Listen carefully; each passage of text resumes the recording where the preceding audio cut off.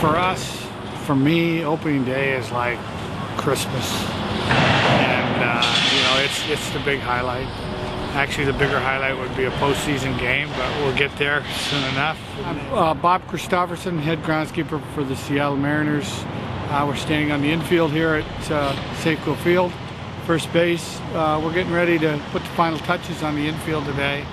We spent the last month prepping the infield dirt, and now we're putting a product called Turfus on top of it, which gives us an opportunity to maintain our moisture in our infield and baselines and home plate. So just about ready to play ball here.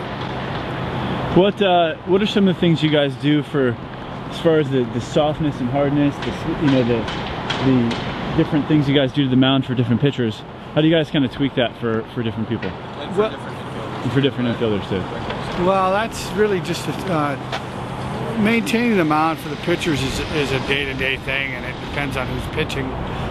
Some pitchers like the rubber or the area around the rubber hard, some of them like it soft. So Tim Wilson is my assistant. He takes care of the mound, and he'll talk to the pitchers before. He knows most of them except some of the newer guys, and he'll get to know them right away and find out what their likes and dislikes are. We usually talk to them a couple days after they pitch, so that we're not getting a reaction to the game they threw, but what they want underneath their feet. As far as the infielders go, I'm on the infield with them every day during practice, so we can adjust it at the last minute. If somebody's playing first base that wasn't there yesterday, we can harden it up or soften it up depending upon how much water we put down. So we can do that right at game time, the final touch. So we know who's in the lineup, and we'll make it perfect for them. For the infielders, is it more a matter of footing, or is it the way the ball bounces? You know, as far as the infielder is concerned, it's a personal preference. Some of them like, most defensive people like it real soft. The offensive players, I mean, if they're more worried about their stats than they are about their defense, they like it hard as a rock and let the ball go through and hope their defense can handle it. So, but for the most part, the guys like it soft.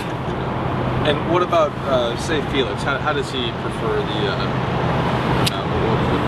You know, he's not real particular. He's a sinker ball pitcher, so we try to make his home plate area softer, so that when the ball takes its first pound, it slows down a little bit for the infielders to get it.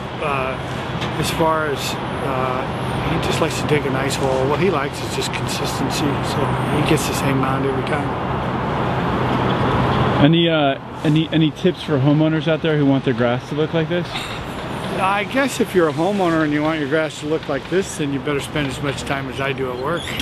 So it's we've been here, you know, we really start the prep in early February, and this is the final touches. We're going to fertilize on Monday for the last time before opening day. We've got some logos to paint on the grass. We'll do that Tuesday and Wednesday. So it's just we're down to the final stages. I would like to have seen the weather be a little bit warmer and nicer and still more sun than we've had.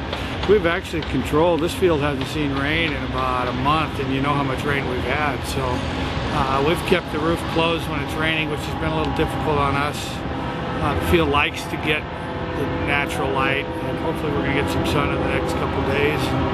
I think we'll see a little spark in the grass, and it'll start growing. But it has, our heating coils have been on for about a month, so our soil temperature's right around 60 degrees and about 4 inches deep, so that's pretty good for around here. You know, when we water the grass, we have irrigation system for the whole field, but it's all pop-up sprinklers, just like your home, maybe a little bit bigger than the home pop-up sprinkler. The infield and sidelines, for the most part, we hand water those. And that is mainly because an automatic sprinkler doesn't know the difference between dirt and grass, and I don't want the dirt to get as wet as I want the grass to get. So we'll control that moisture, and that's done usually by hand. Well, the in-game process, it starts at 8 o'clock in the morning and goes till game time. It's you know, our daily schedule is based on when the teams are hitting. If a team's hitting early, The visiting team hits early at 2 o'clock, so we'll start a little bit earlier in the day. I like to, we'll prep home plate and the mound and the bullpens, and then mow, and then water the infield, spike it up, water the infield, get it. Our first watering is really very deep.